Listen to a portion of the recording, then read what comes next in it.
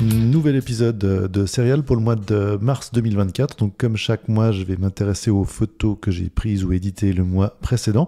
Et on commence directement avec du film. Donc là, on part avec un film de Film Photography Project qu'on trouve sur Internet qui vend des bobines mises en petites canettes 35 mm habituelles. Là, c'est du Retrochrome 400 qui a été développé en traitement croisé avec du C41. Et qui a été mis dans un appareil photo qui était le Olympus XA3 que je suis en train de tester pour les autres vidéos. Ça fait un moment que je n'en ai pas fait par rapport à du matériel, mais il y a pas mal de choses qui sont presque prêtes. Donc là, ça donne vraiment un aspect un peu différent évidemment des couleurs quand on développe de la dia sous forme en C41. Et là, c'était dans le Hyde Park à Londres. Donc pas mal de grains pour ce film 400 ISO, surtout traité comme cela. Mais je trouve intéressant les couleurs, ce côté très chaud en fait qui ressort. Ça dépend vraiment un petit peu aussi de la luminosité de la scène prise en photo. Mais en tout cas, si vous aimez le grain, c'est vraiment un film qui ressort le grain. Encore une photo à gauche. Là, les deux, c'est le même équipement. Une photo à gauche avec deux coureurs qui couraient avec ces superbes couleurs en fait des arbres, des feuilles, du vert, le ciel bleu. En fait, c'était pas mal de chance à ce moment-là où j'étais à Londres. Et une image un peu plus grise, un peu plus bleutée aussi. Et donc le rendu, même film, même appareil, mais avec des conditions de lumière moins ensoleillées. Je pense que c'était le jour avant, le jour après. Mais vraiment avec ce rendu très particulier de ce film traité ainsi.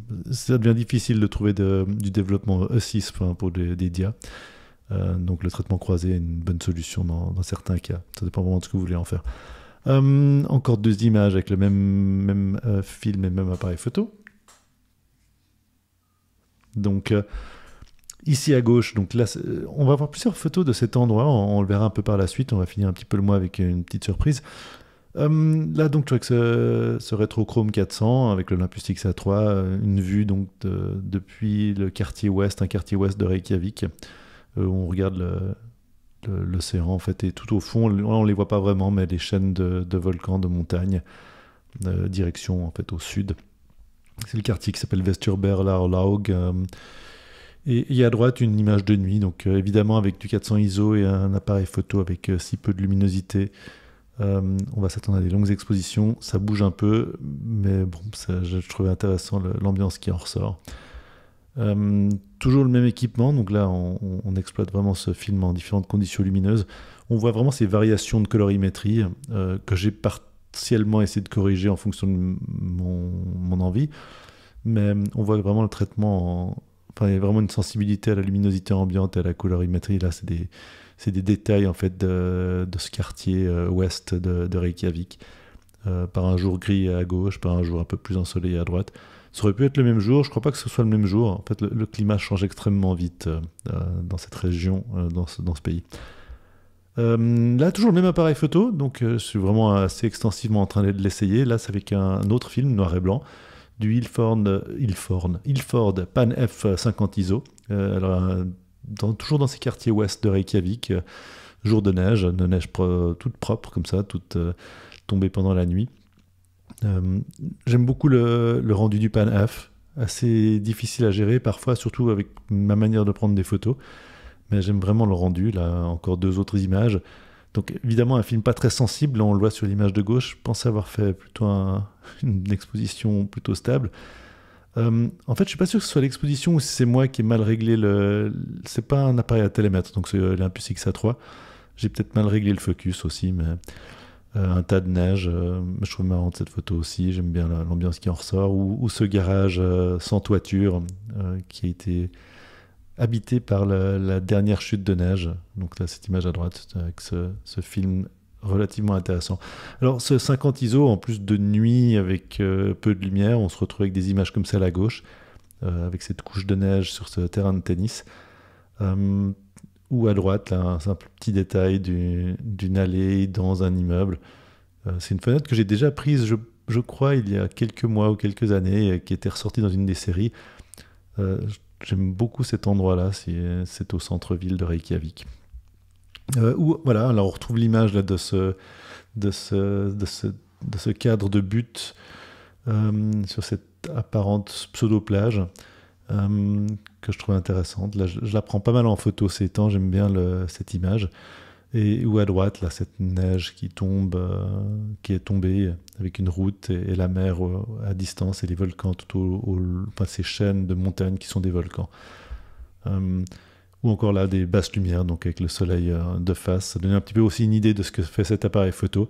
Ou au flash, j'ai fait pas mal d'essais au flash, en fait, avec le module flash. C'est un appareil photo qui accepte ce module qui va avec le XA2, le XA1, le XA4, enfin avec tous les XA, le XA. Et là, c'est le A16, c'est le plus puissant, je crois, de la série, que j'ai essayé lors d'une soirée, voir si on pouvait capturer des ambiances. Et voilà, ce qui en ressort, je trouvais amusant avec ce look tiré des années 80, en plus avec la mode qui revient à ce niveau-là. On passe à totalement autre chose. Là, on vient sur du Leica M8, donc un vieil appareil photo en termes digitaux, cet appareil à télémètre de Leica, le premier. Avec là une optique que je suis en train de tester, le 21 mm f4.5 de MS Optics. Donc là, c'est un capteur non plein format, donc on a vraiment le centre intéressant de l'optique, alors qu'il y a évidemment plus un champ de vision de 21 mm, puis quelque chose plus proche d'un 35, dans ces eaux-là, 40 mm, et des détails de Reykjavik, avec ce rendu des couleurs assez particulier de ce capteur que j'aime beaucoup. Et cette optique que je trouve très intéressante, là, c'était vraiment une découverte à ce moment-là, c'est parmi les premières expériences avec l'optique. Deux autres images, voilà, avec un mélange donc du rendu de cette optique et du capteur et de la colorimétrie, de la science des couleurs de cet appareil photo de Leica que certains n'aiment pas, on aime ou on n'aime pas, ça va. Et le seul non plein format de la série des M, des Leica M numériques. Donc voilà, des détails de Reykjavik. Voilà, encore de nuit aussi. Alors un capteur qui a beaucoup de peine à monter dans les ISO, alors beaucoup de bruit, mais un bruit qui a de la personnalité. Et une manière de gérer les couleurs dans les basses lumières avec des magentas, des verts qui ressortent, un grain assez particulier, vraiment très numérique, mais très particulier avec des lignes aussi du balayage de la capture du capteur. Donc là, c'est des bains de Westurbert à gauche et l'océan Atlantique à droite avec pris depuis un véhicule qui bouge. Je trouve intéressant cette image avec une maison qui est au bord de la mer. On ne se rend pas très bien compte de ce qui se passe, mais il y a un petit côté que j'aime beaucoup dans cette image. On reste là maintenant avec ces deux images dans la même optique, toujours ce MS Optique f4.5, mais cette fois-ci sur un appareil photo plein format, le Leica SL2, donc ce Perrar MS Optique 21 mm f4.5. Alors là, on voit clairement que le vignettage, vu qu'on n'a pas plus que le centre du champ de l'optique, on a le vignettage de cette optique qui est extrêmement fort, mais qui donne une certaine personnalité. Et en basse lumière, avec un capteur aussi sensible, j'aime assez le rendu. On a pas mal de piqués, on a une définition, mais surtout quelque chose d'assez proche de la réalité pour moi. Une optique que je trouve intéressante. C'est une optique qui est vraiment extrêmement plate. Je ferai évidemment une vidéo pour celle-ci quand j'aurai assez de données d'habitude, d'expérience avec. Mais c'est vraiment une optique plate, c'est quasiment un capuchon. Mais qui marche avec les télémètres, les Leica télémètres habituels de la série M notamment. Là, on reste avec le Leica SL2, avec ces deux images. On passe directement donc avec une optique Leica que j'utilise souvent, le 180 mm f3.4, dans le vieux port de Reykjavik, un jour de tempête. Une optique qui était à l'origine militaire, que personnellement j'adore, vraiment un rendu extrêmement précis. C'est vraiment un plaisir d'utiliser cette optique un peu. Enfin, elle a vraiment une personnalité vraiment propre. C'est la Potélite R 180 mm f3.4, vraiment connue comme le loup blanc. Une optique aussi assez financièrement, elle est accessible.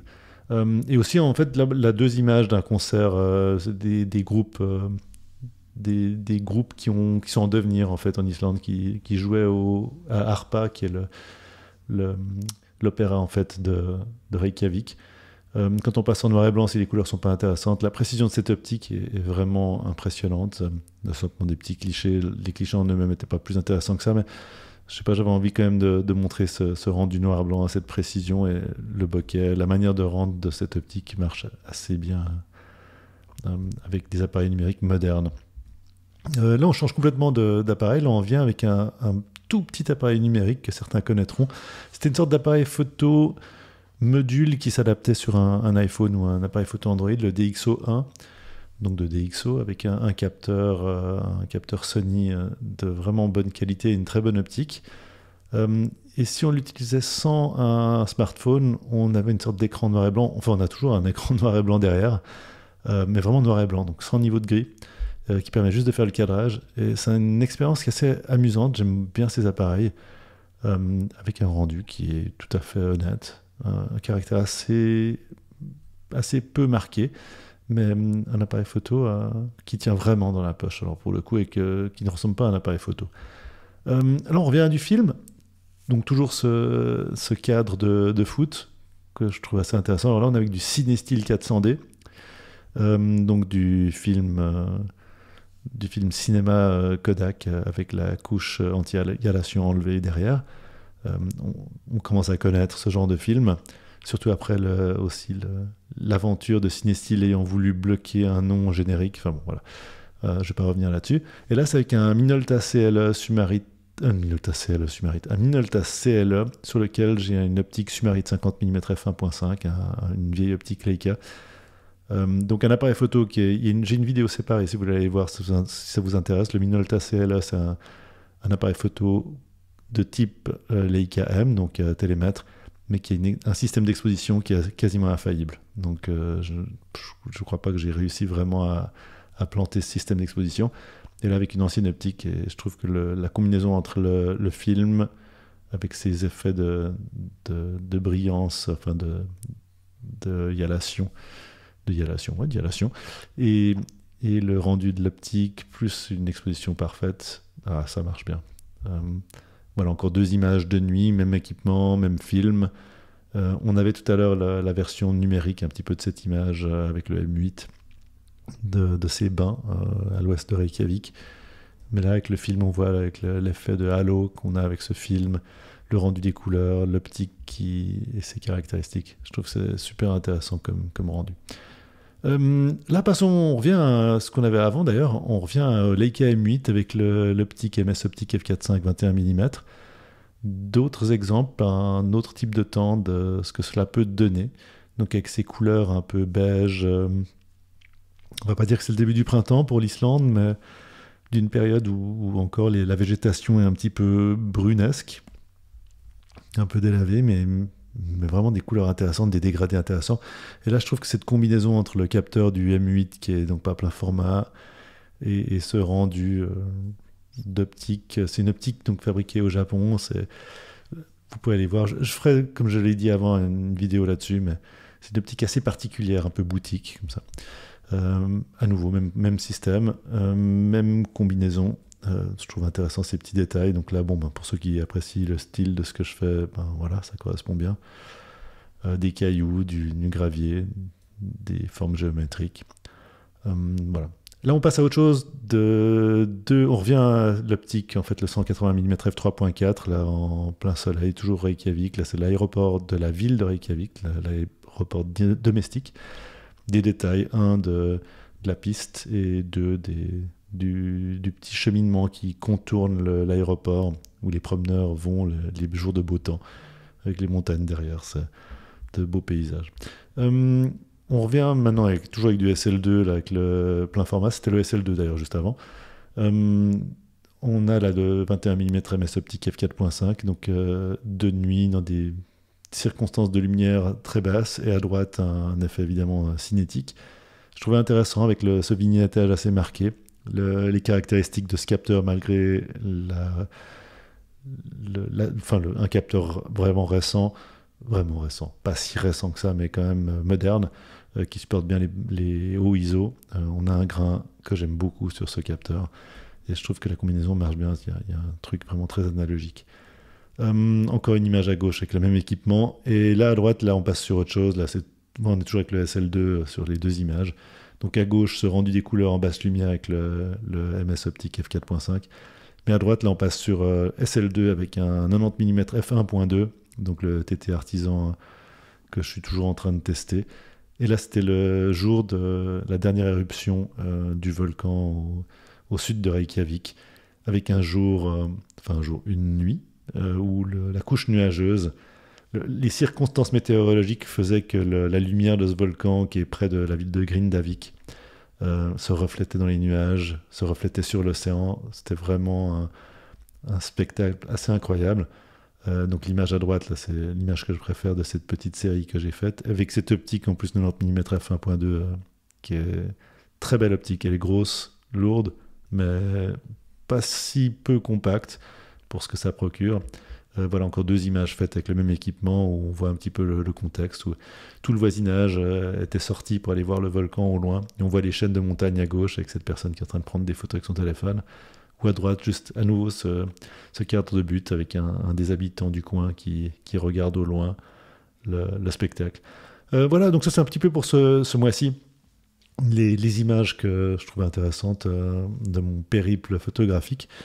Si vous avez des commentaires, des questions, des suggestions, n'hésitez pas comme toujours, et à la prochaine.